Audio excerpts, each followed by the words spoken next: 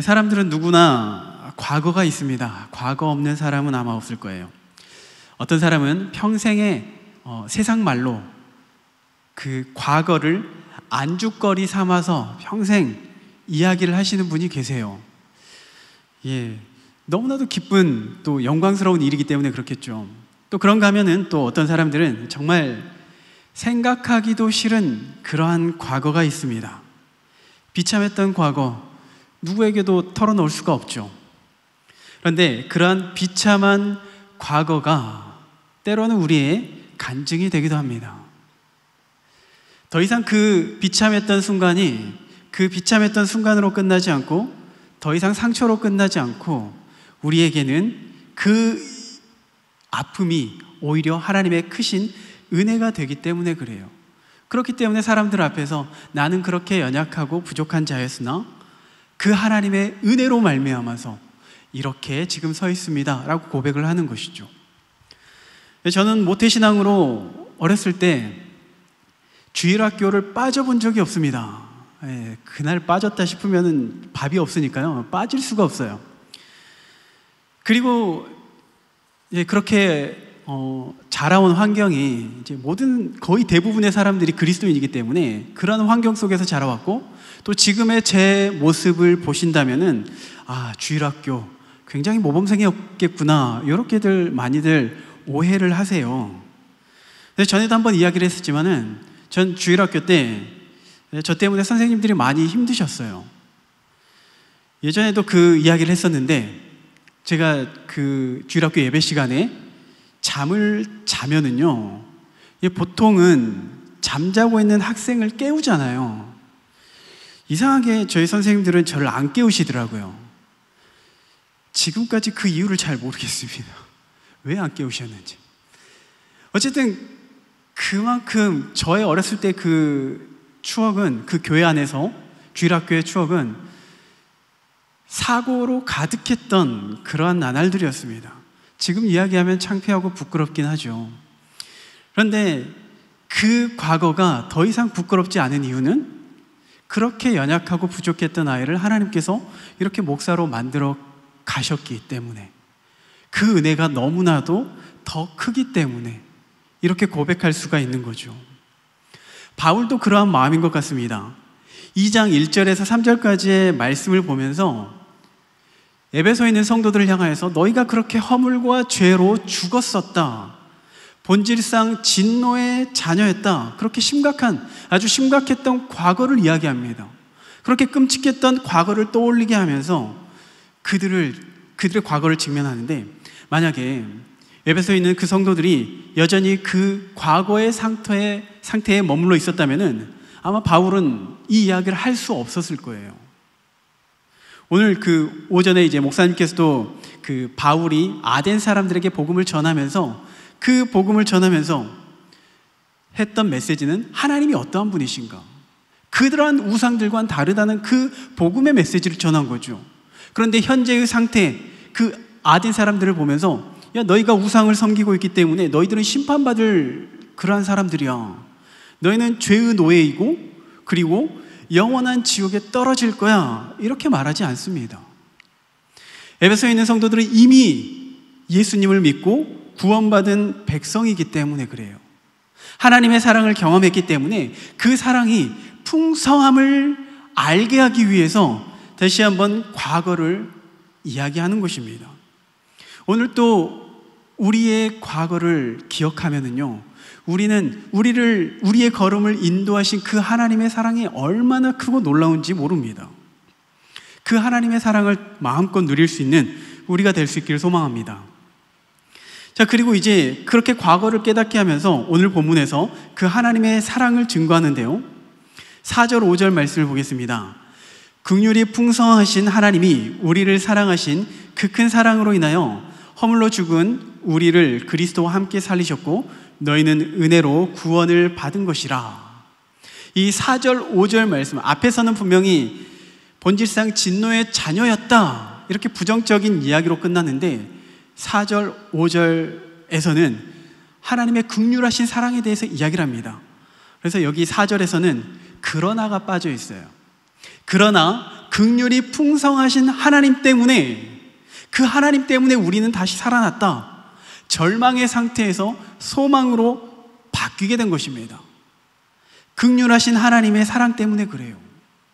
그래서 4절 말씀을 읽을 때는 그러나 긍휼이 풍성하신 하나님이 우리를 이렇게 살리셨다. 바로 이 말씀이 우리에게 소망이 되어지는 거죠. 그리고 이러한 말씀이, 이러한 하나님의 사랑이 있기 때문에 과거에 우리의 비참했던 그러한 모습들, 부끄러웠던 그 모습들은요, 더 이상 우리에게 창피를 주지 않아요. 우리에게 절망감을 주질 않습니다. 오히려 그 긍휼이 풍성하신 하나님 때문에, 그 하나님의 사랑 때문에 우리는 더 큰 감사와 찬양을 하나님께 올려드릴 수가 있는 것입니다.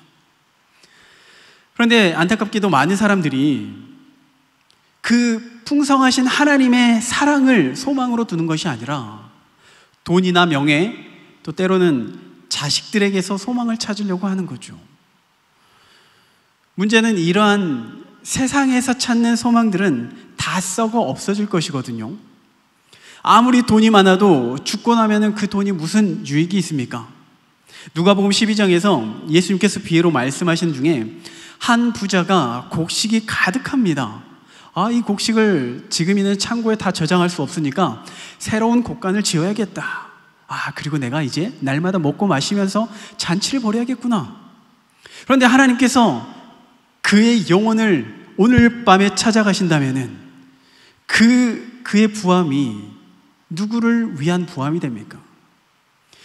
명예가 높다고 해도요, 명예가 아무리 높아도 죽고 나면요 소용이 없어요. 오죽하면 정승집 개가 죽으면은 문상을 가도 정승이 죽으면은 안 간다고 말을 합니다. 그런 말들을 많이 하잖아요.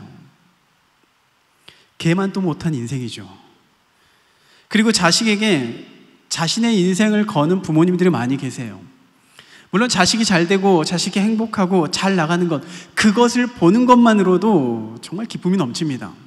그런데 결국에는 그 자식의 성공도, 그 자식의 건강이나 부함도, 기쁨도요, 잠깐인 거예요. 이 땅에서 썩어 없어질 것입니다. 결국에는 그 무엇도 우리의 소망이 되지 못해요. 오히려 세상의 그러한 세상의 것들을 우리의 소망을 두면서 살아간다면요, 오히려 그것이 우리의 화가 되어져 버릴 수가 있습니다.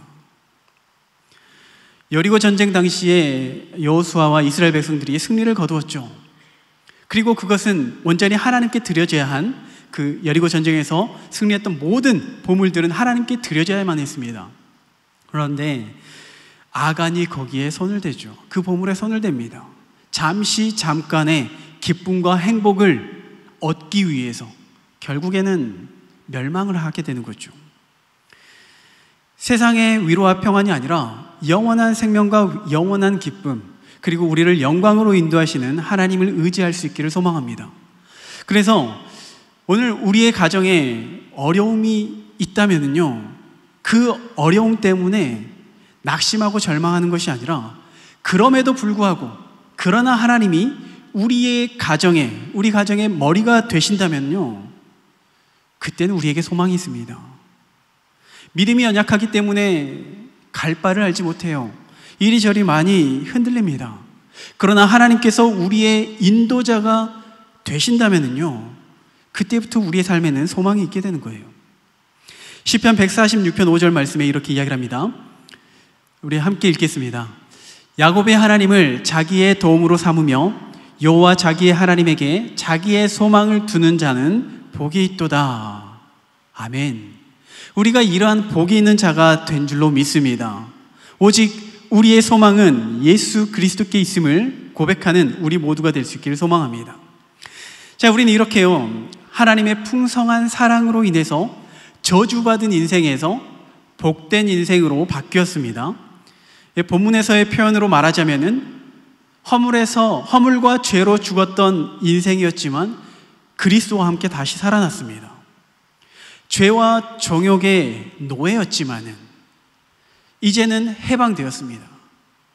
진노의 자녀였지만은 이제 하나님의 풍성한 사랑을 누리는, 그런 사랑을 체험하고 있는 그러한 자녀들이 되었습니다.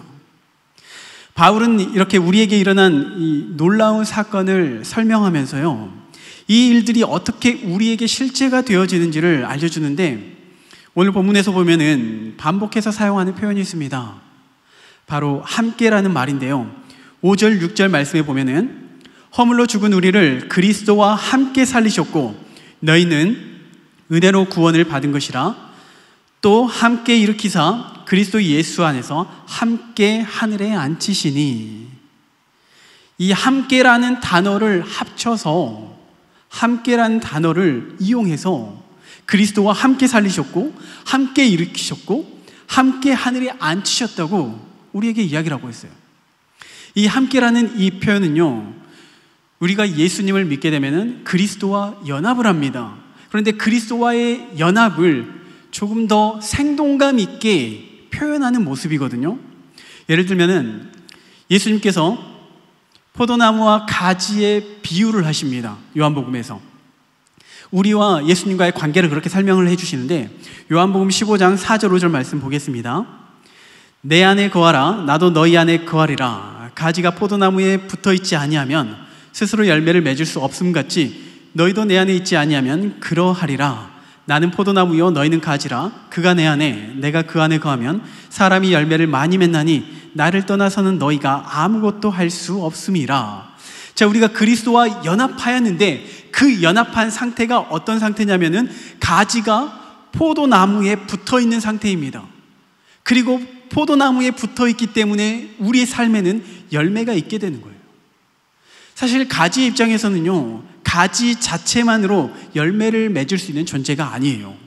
본래는 아무런 소망 없는 그러한 존재였는데 예수님께서 그러한 쓸모없는 가지를 나무에 접붙이셔가지고 그 가지로 하여금 풍성한 열매를 맺을 수 있도록 그 나무에서 우리에게 영양분을 공급한다는 그런 말이에요.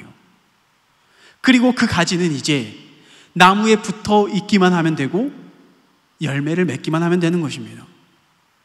마찬가지로 우리가 하나님의 풍성한 사랑을 누리는데요, 그 풍성한 사랑을 어떻게 누리는가? 우리는 자격이 없어요. 우리가 한 것이 아무것도 없어요. 예수님께서 함께 우리를 살려주셨고, 그리고 예수님과 함께 우리를 영광의 자리로 인도하시는 겁니다. 이게 바로 그리스도와 연합된 우리의 모습인 거죠. 그리고 그 은혜로 말미암아서 요한복음 15장 11절 말씀 함께 읽겠습니다. 내가 이것을 너희에게 이름은 내 기쁨이 너희 안에 있어 너희 기쁨을 충만하게 하려 함이라. 우리가 그토록 원했던, 세상에서 추구했던 그 기쁨과 평안함, 그 위로함이 아무리 얻으려고 해도 잠시 잠깐 결국엔 썩어 없어질 것인데 우리에게 예수님의 기쁨을 우리에게 주시는 거예요. 그리스도와 연합되었기 때문에, 그리스도와 함께하기 때문에 그 하나님의 기쁨이 우리 안에서 충만케 하신다는 겁니다. 이러한 은혜가 우리에게 있다는 것이죠. 그리고 이러한 연합은요, 바울 서신에서 그리스도 안에서라고 표현을 하는데, 그리스도 안에서라는 이 표현을 정말 많이 사용하는데 그 중에 몇 군데를 보면요, 에베소서 1장 4절에 창세전에 그리스도 안에서 우리를 택하사, 하나님께서 창세전에 우리를 그리스도 안에서 택함을 받은 겁니다, 우리가. 그리고 1장 7절에 우리는 그리스도 안에서 죄사함을 받았느니라. 그리스도 안에서 우리가 죄사함을 받게 된 거죠. 갈라디아서 2장 17절입니다. 우리가 그리스도 안에서 의롭게 된 것입니다. 고린도전서 1장 2절입니다. 그리스도 예수 안에서 거룩하여졌습니다. 우리가 거룩해지기 위해서, 의로워지기 위해서, 죄를 용서함 받기 위해서 무언가를 노력하고 무언가를 애썼던 것이 아니라 그저 포도나무, 그 나무에 붙어 있었을 뿐인데 그 풍성하신 그 하나님의 은혜가 우리에게 임한다는 것입니다. 다른 말로 하면은요, 그리스도 밖에 있으면은요, 그리스도와 연합하지 않으면은 우리는 존재의 의미 자체가 없습니다. 오직 그리스도 안에 있을 때만 이러한 풍성한 은혜가 있게 되는 것이죠. 그런데 여기서 한번 생각해 봐야 될 것이요, 우리는 예수 믿으면 구원을 받습니다, 이 말을 자주 사용해요. 이 말을 한번 생각해 보는데요, 물론 이 말이 틀렸다는 의미는 아니에요. 물론 예수 믿게 되면 구원을 받게 되는 거죠. 그런데 이 말이 자칫 나에게 예수님을 믿을 능력이 있는 것처럼 여겨져요. 마치 내가 스스로 구원을 택할 능력이 있다는 말처럼 여겨지는 겁니다. 결코 그게 아닌데요, 내 자신이 주도적으로 내가 이제부터 예수님과 연합해야지, 예수 그리스도 안에서 이런 풍성함을 누려야지, 이런 능력이 우리에게 있다고 여겨지는 것입니다. 물론 우리가 그런 의미로 복음을 전할 때 예수 믿으면 구원을 받습니다, 이렇게 말을 사용하지 않아요. 그런데 한번 이 말의 의미를 조금은 생각해 보자 이겁니다. 중요한 것은 이 표현에서 예수 믿으면 구원을 받습니다 라는 표현에서 가장 중요한 대목이 어디에 있는가? 우리는 쉽게 믿으면 구원받습니다, 믿습니다, 여기에 초점을 두는데요, 가장 중요한 것은 예수님이에요. 예수님께서 이미 우리에게 구원을 다 이루어 주신 겁니다. 예수님께서 우리를 그 믿음의 길로 초청하신 것, 그리고 우리는 그 초대장을 받았기 때문에 우리가 그 은혜를 누리게 되는 것이죠. 그 초대장만 받았을 뿐인데 풍성한 열매가 우리의 삶에 있게 되는 것입니다. 예수님이 아니라면요, 우리가 아무리 믿는다고 해도 우리는 구원과 상관없는 그런 삶이 살게 되는 겁니다. 그래서 오늘 본문에서 5절 하반절에 친절하게 이렇게 표현하고 있습니다. 너희는 은혜로 구원을 받은 것이라. 전적으로 하나님의 은혜로 우리가 구원을 받은 것이고, 하나님의 은혜로 풍성한 그러한 삶을 누릴 수 있게 되는 것입니다. 우리는 날마다 주와 함께 동행하기를 소망합니다. 날마다 주와 함께 동행하기를 축복합니다. 그런데 이 말의 의미도 때로는 조금은 부담스러움으로 다가올 때가 있죠. 가끔은요, 예수님 빼고 휴가 가고 싶어요. 하나님 안 계신 곳에서 잠시 쉬고 싶어요. 이런 마음이 있잖아요. 이러한 생각은요, 우리가 주와 함께 한다라는, 그리스도 안에 있는다라는 그 의미를 온전히 이해하지 못했기 때문에 그렇습니다. 마치 내가 능력이 있어서 내가 주님과 함께 해드리겠습니다, 이렇게 오해하는 것이거든요. 이 주와 함께 한다라는 그 의미는, 우리가 예수 믿고 구원을 받는다라는 그 의미는 우리에게는 아무런 자격이 없지만은 하나님께서 함께 할 수 있도록 우리에게 그 은혜를 베푸신 겁니다. 우리가 하는 것은 그저 포도나무에 붙어 있는 것, 포도나무에 붙어 있어서 풍성한 열매를 맺고 참된 기쁨과 행복을 누리게 되는 것입니다. 우리의 그 무엇도 자격이 되어지지 않고 우리의 공로로는 그 무엇도 얻을 수가 없는 것이죠. 바울은 그리스도 안에서 이러한 풍성함을 설명하기 위해서 함께라는 그런 표현을 사용했죠. 그래서 그 내용을 다시 한번 보면은, 먼저 처음에 그리스도와 함께 살리셨다, 이렇게 표현하고 있습니다. 그리스도와 함께 살리셨다는 이 표현은 1절에서도 보았던 것처럼 허물과 죄로 인하여서 우리는 죽어있던 상태입니다. 하나님과 단절되어 있던 상태인 거죠. 그런데 이제 살리셨으니까 하나님과의 관계가 회복된 거죠. 그런데 이 본문에서 살리셨다라는 표현이 과거형으로 이루어졌어요. 그러니까 앞으로 예수 잘 믿고 예배 생활 잘하면은 그때 하나님께서 살려주시고 풍성한 은혜를 베풀겠다, 이렇게 말씀하신 게 아니에요. 이미 우리를 살려주셨고 이미 구원을 우리는 얻은 상태입니다. 다른 표현으로 말하면은 우리를 더 이상 죄인이라고 말하지 않고 의인이라고 말을 해요. 그런데 한번 생각해 볼게요. 우리 스스로 한번 생각해 보겠습니다. 우리는 의인에 가깝습니까? 죄인에 가깝습니까? 예. 죄인이라는 느낌이 강해요. 왜 그럴까요? 왜 분명히 하나님께서 말씀을 통하여서 우리를 더 이상 죄인이라 부르지 않는데 왜 여전히 우리는 죄인으로만 여겨지는 것일까요? 여전히 죄의 유혹에 넘어지기 때문에 그렇죠. 시험에 들기 때문에 그래요. 비록 사람들 앞에서는 내가 정말 거룩해 보일지는 몰라도 스스로는 알잖아요. 연약한 존재라는 걸. 자꾸 죄인이라는 생각을 듭니다. 그런데 이러한 생각은요, 사단이 우리에게 주는 마음이에요. 사단이 왜 이러한 마음을 주냐면요, 하나님의 긍휼하신 사랑, 앞에서 이제 우리가 이야기했던 그 크신 사랑, 그 십자가의 사랑, 우리를 위해서 죽으시고 부활하신 그 하나님의 능력, 우리를 의롭게 하심을 믿지 못하게 하는 겁니다. 그리고 여전히 우리는 죄인입니다. 죄인입니다. 나는 죽을 수밖에 없는 존재입니다. 자꾸 이렇게 고백하는 거죠. 사단의 유혹에 넘어가는 거죠. 더 이상 하나님의 그 은혜 안에 있지 못하게 하기 위해서 자꾸만 죄로 우리를 유혹하는 겁니다. 그런데 우리는요, 죄의 유혹에 넘어질 수 있어요. 자빠질 수 있어요. 이거는요, 우리가 천국 가는 그 순간까지 계속해서 싸워야 할 그러한 문제입니다. 천국 가는 그 순간까지 계속해서 아이고 오늘 또 넘어졌네, 또 실패했네. 그런데 넘어지고 실패했기 때문에 하나님이 우리를 버리시는 게 아니에요. 여전히 우리는 하나님의 백성이고 하나님의 자녀이고 구원받은 백성으로서 담대히 살아나아갈 수가 있는 것입니다. 사단의 유혹에 속지 마시기 바랍니다. 사단의 거짓말에 속아서는 안 돼요.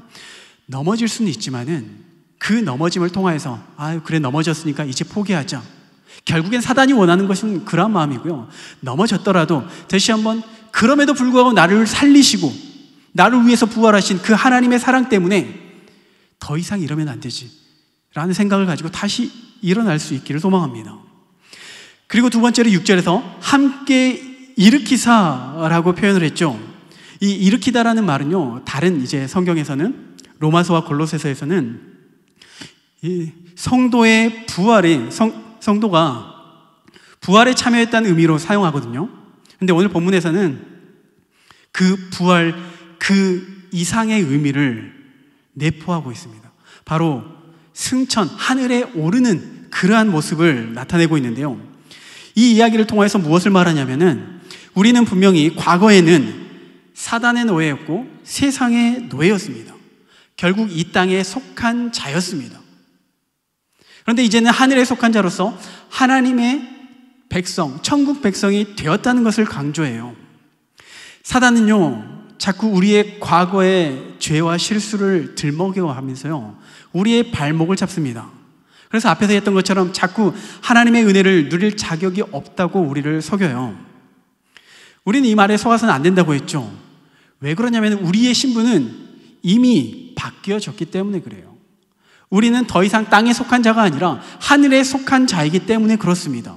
더 이상 세상의 법에, 그 죄의 법에 얽매이지 않습니다. 로마서 8장 1절 2절 말씀을 보겠습니다. 그러므로 이제 그리스도 예수 안에 있는 자에게는 결코 정죄함이 없나니 이는 그리스도 예수 안에 있는 생명의 성령의 법이 죄와 사망의 법에서 너를 해방하였음이라.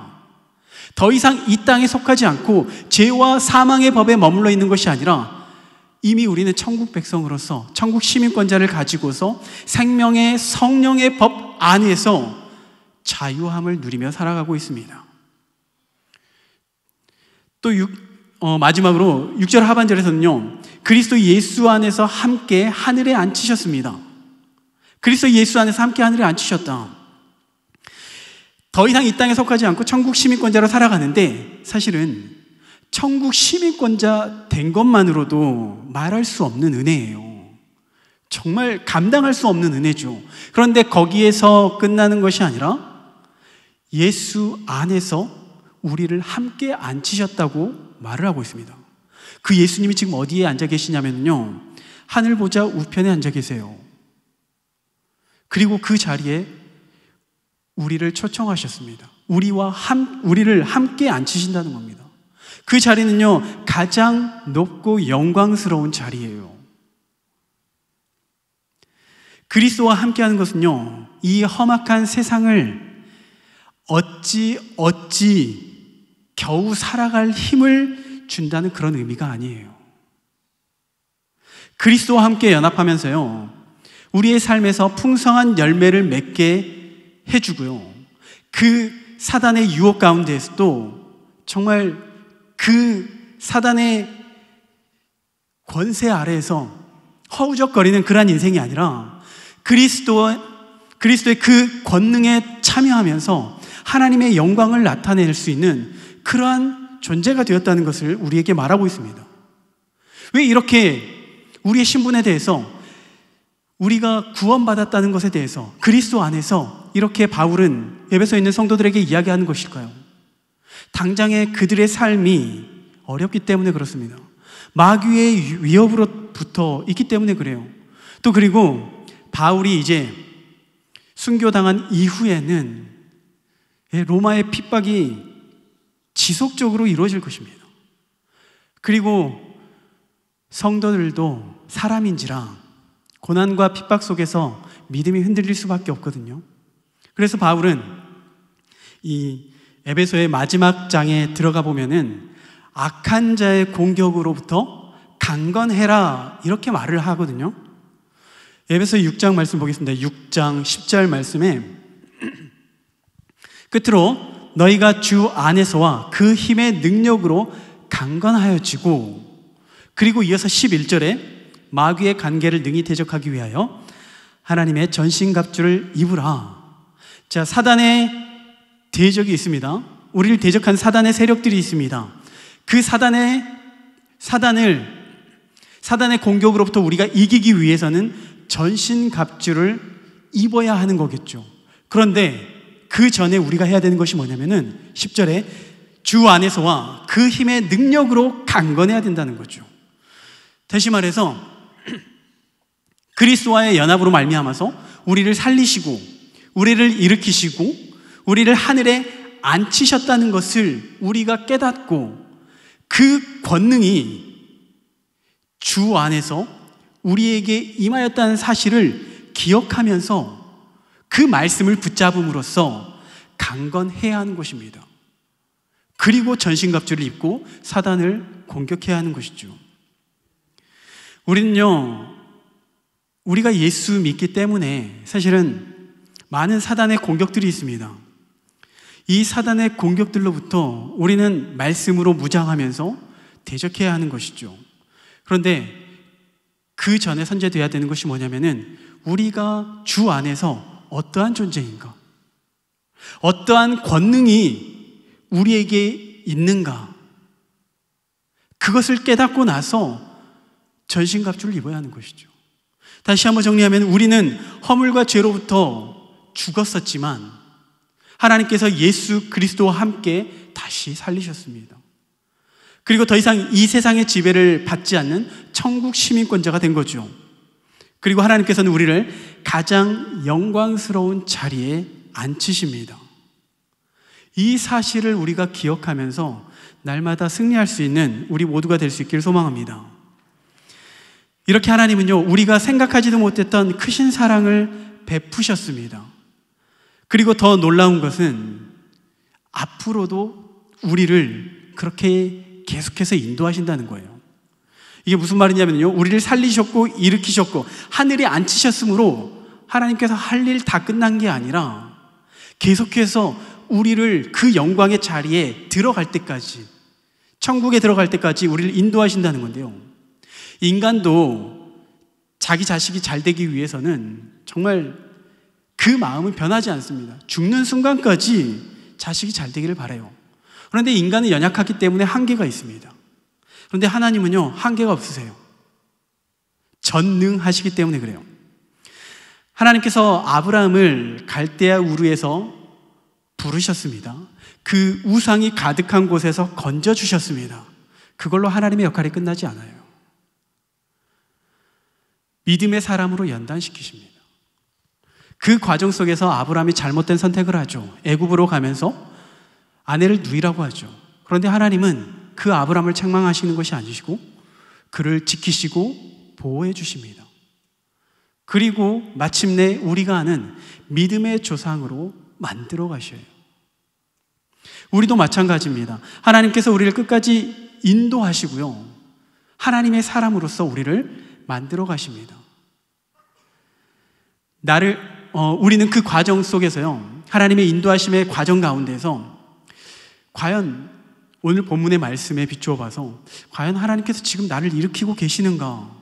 아니, 나를 천국 백성 삼으셨다는데 왜 이 땅을 살아가는데 이렇게 힘들고 어려운가? 당장에는요, 어떤 눈에 보이는 뚜렷한 그런 열매가 없기 때문에 이게 맞나 싶어요. 중도에 하차하고 싶은 마음이 드는 거죠. 그러면서 그러한 상심이 우리의 마음에 찾아오면서 한 번씩 예배에 빠지게 됩니다. 구역 예배에 나가기 싫어져요. 교회 다른 소그룹 모임도 귀찮아지기 시작합니다.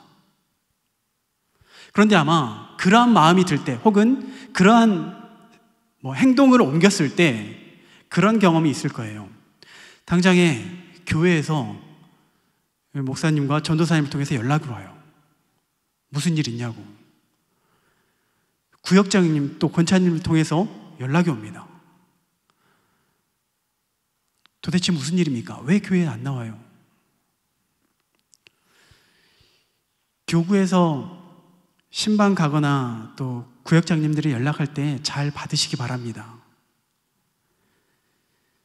하나님이 직접 신방하시면요, 조금 아플 수가 있거든요. 하나님이 직접 신방하시는 것도 좋지만은 하나님의 사람을 통하여서 하나님께서는 그렇게 우리를 인도하셔요. 어찌하든지 하나님의 사람으로 우리를 이끌어 나아가십니다.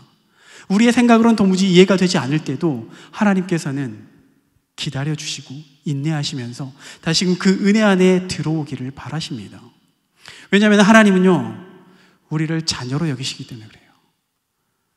사람도 자기 자식을 포기하지 않는데 하나님은 결코 포기하지 않으시죠. 우리를 반드시 일으켜 세우시고 하나님의 사람으로 만들어 가시고, 그리고 마침내 그 하나님의 사람이 된 우리를 통하여서 하나님의 뜻을 이루어 가십니다. 7절 말씀입니다. 이는 그리스도 예수 안에서 우리에게 자비하심으로써 그 은혜의 지극히 풍성함을 오는 여러 세대에 나타내려 하심이라. 자, 바울이 이렇게 복음을 전하고 있는데, 바울은 우리가 생각해도 누가 봐도 잘났습니다. 정말 많이 잘났어요. 그런데 바울이 그렇게 잘났기 때문에 그를 통해서 복음이 온 세상에 흘러간 게 아니에요. 하나님께서는요, 바울에게 넘치도록 은혜를 베푸셨습니다. 넘치도록 그 은혜가 임하기 때문에 그 넘치는 은혜가 바울을 통하여서 주변으로 흘러가게 된 거예요. 그 은혜로 말미암아서 온 세상에 복음이 흘러가게 된 겁니다. 하나님은 우리를 통해서도 이러한 은혜가 흘러나가기를 원하셔요. 그래서 먼저 우리에게 풍성한 은혜를 경험하게 하십니다. 그 은혜 가운데 있기를 원하세요. 주 안에 거하면서 예수 그리스도 안에서 날마다 풍성한 열매를 맺고 그 풍성한 열매가 넘치다 못해 우리 이웃에게, 우리 가족에게, 우리의 태신자들에게 흘러가기를 원하신다는 겁니다. 그 예수 그리스도 안에서 그리스도와 함께 있을 때 이러한 풍성한 은혜가 우리의 삶 속에서 나타나며 이 일을 통하여서 하나님의 뜻이 이루어지는 것입니다. 오늘 이러한 사실을 기억하시면서 더욱더 주 안에 거하기를 힘쓸 수 있기를 간절히 부탁드립니다. 그리고 그 은혜를 누리시면서 나를 통하여서 행하실 그 하나님을 기대할 수 있는 우리 모두가 될 수 있기를 간절히 소망합니다.